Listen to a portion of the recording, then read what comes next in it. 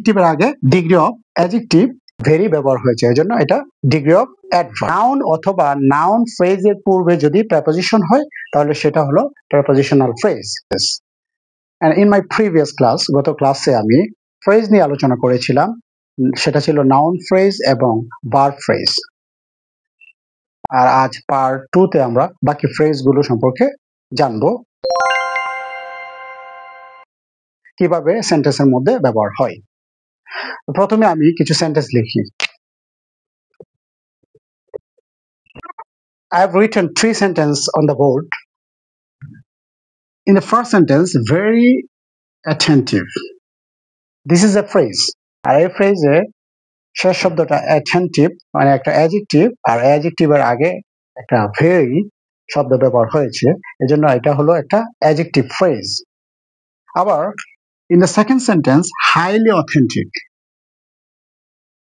Authentic একটা adjective এবং অ্যাডজেক্টিভের আগে হাইলি একটা শব্দ ব্যবহার হয়েছে। আর ইন থার্ড সেন্টেন্স, pathetic একটা অ্যাডজেক্টিভ, আর pathetic এর আগে badly। এখন আমরা যদি দেখি অ্যাডজেক্টিভ ফ্রেজে কি ব্যবহার হচ্ছে, যে very, highly, badly।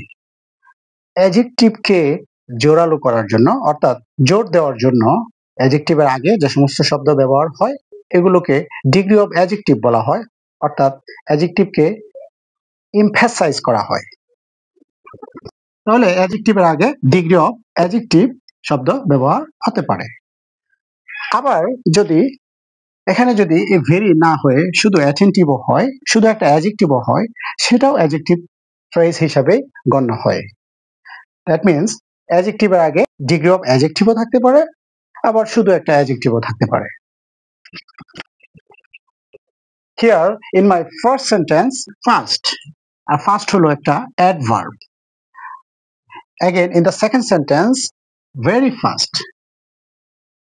এখানে দেখতে পাচ্ছি যে অ্যাডভার্বের আগে একটা ভেরি শব্দ ব্যবহার হয়েছে, যেমন অ্যাডজেক্টিভের আগে ডিগ্রি অফ অ্যাডজেক্টিভ হয়েছিল, ঠিক অ্যাডভার্বের আগেও হয়েছে ডিগ্রি অফ অ্যাডভার্ব। অর্থাৎ অ্যাডভার্বের আগে যদি ভেরি বসে তখন সেটার নাম হবে ডিগ্রি অফ অ্যাডভার্ব। ওই অ্যাডভার্বটাকে জোর দিয়ে বোঝানো হচ্ছে, জোর প্রয়োগ করার জন্যই, এমফাসাইজ করার জন্যই এই ভেরি ব্যবহার হয়েছে, এজন্য এটা ডিগ্রি অফ অ্যাডভার্ব।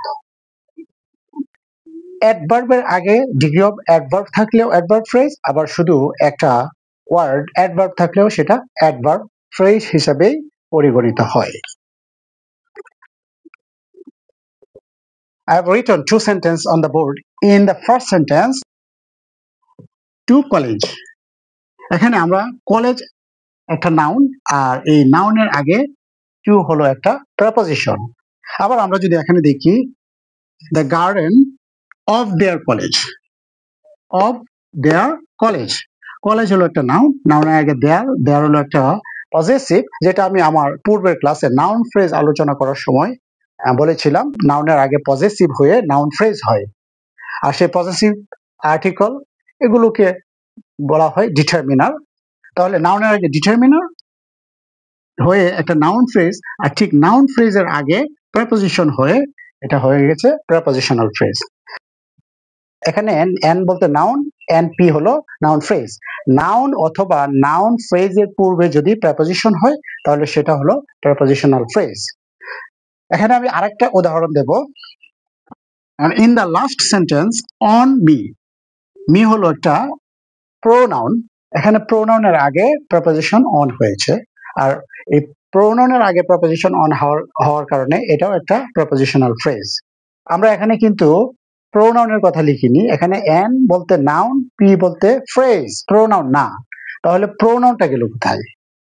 আসলে প্রোনাউন ফ্রেজ বলতে কোনো ফ্রেজ না থাকার কারণে প্রোনাউনকে নাউন ফ্রেজের আওতাভুক্ত করা হয়, সেজন্য প্রোনাউনটাকে আমরা এখানেই পেয়ে যাচ্ছি, নাউন ফ্রেজের মধ্যে আলাদা করে লেখার প্রয়োজন নেই।